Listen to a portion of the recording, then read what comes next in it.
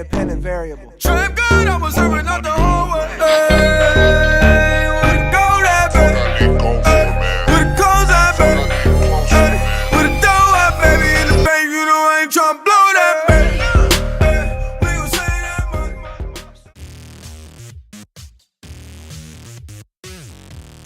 Hi, my name's Aaron Bodorf, and I'm just a customer here at Rexius Nutrition, Fremont, Columbus, Lincoln, and Maryville. I would like to introduce you to the co-owners of all four of these stores, Jamie and Brett, and we're going to talk a little bit about supplements today.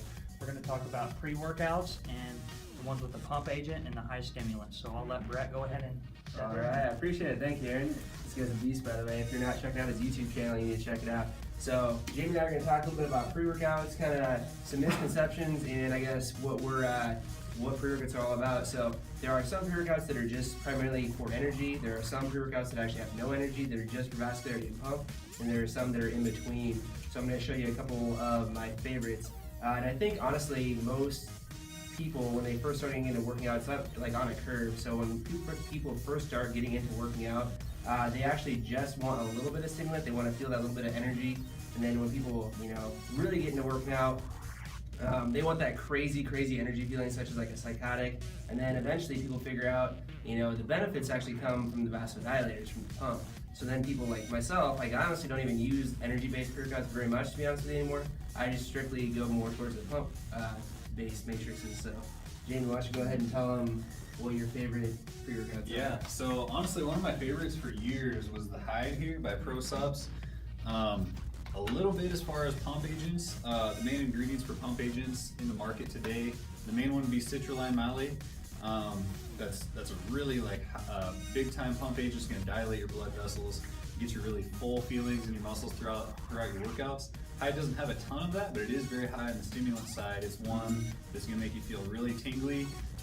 It's one I don't like to take past like 4 or 5 o'clock in the evening, or else I won't be able to go to bed till like 2 in the morning. So Hide for years and years was definitely one of my favorites.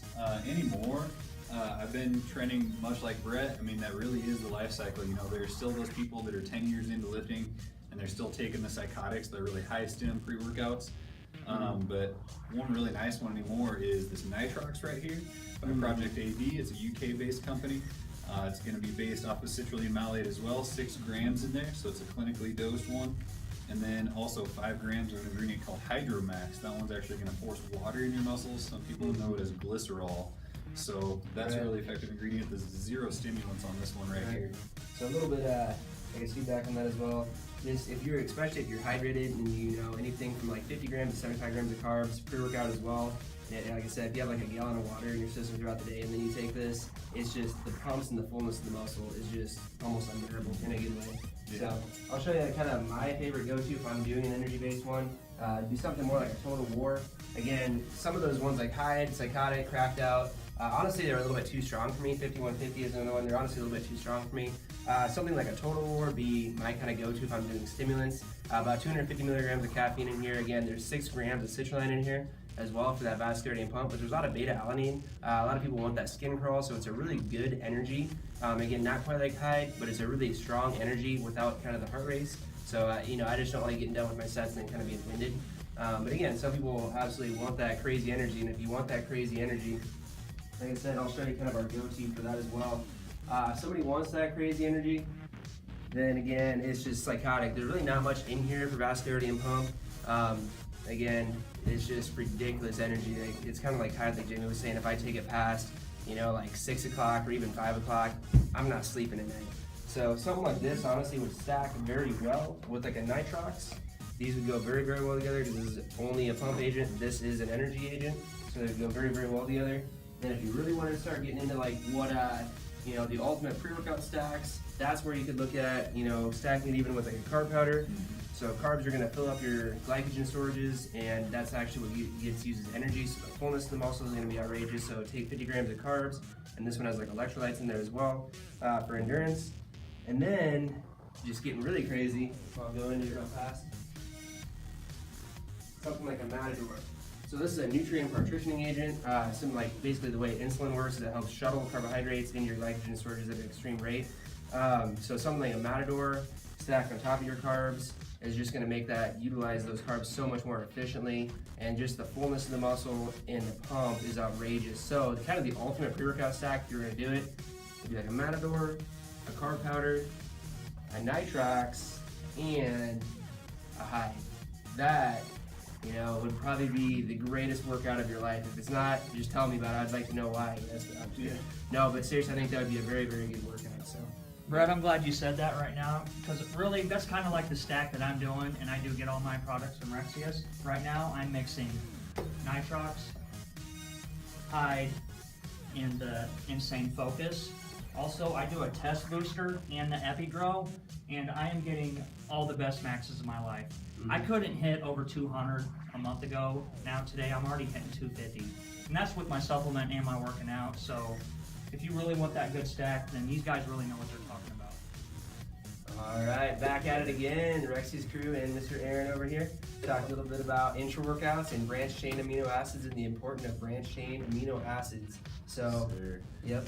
Go ahead and take it away, Jamie. So branched chain amino acids, basically they're made up of 3 different amino acids. It's going to be leucine. Leucine is responsible for protein synthesis. So basically the breakdown of proteins into muscle proteins and amino acids.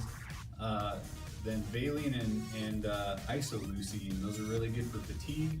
Studies also show that they can be converted into glycogen for the muscles. So they're really good for, you know, endurance during your workouts, and then muscle recovery for after. And it's really going to help you absorb your post-workout protein, which we'll talk about in a little bit.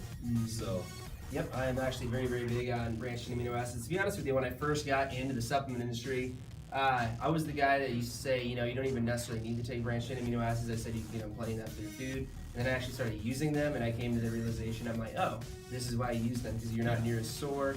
And again, yeah, your endurance is very much increased. And the other thing is, I always preach to people, there are storages in your body for carbohydrates, there are storages in your body for fat, but there is no storages for protein. So, you know, you're either in an anabolic state or in a muscle building state, or you're in a catabolic state, which is a non-muscle building state. It's like a light switch, it's either on or off. It's literally, there's no in between. So it's very, very important to get those amino acids constantly in throughout the day.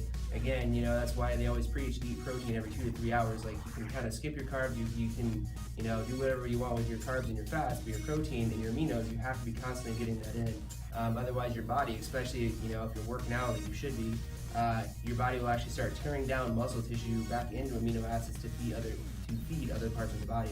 So again, you know, branched chain amino acids, you can definitely do them intra-workout, or like the way we do them. Like, honestly, I just got done drinking mine, and I'll fill it back up, and I'll throw another scoop of branched chains in there just to drink it throughout the day, just to constantly, because I want my body constantly in the anabolic state. I never want to go catabolic at all. yep. And our top 2 kind of here, I mean, obviously we've got a lot of variety. You know, we've got, you know, obviously some with energy.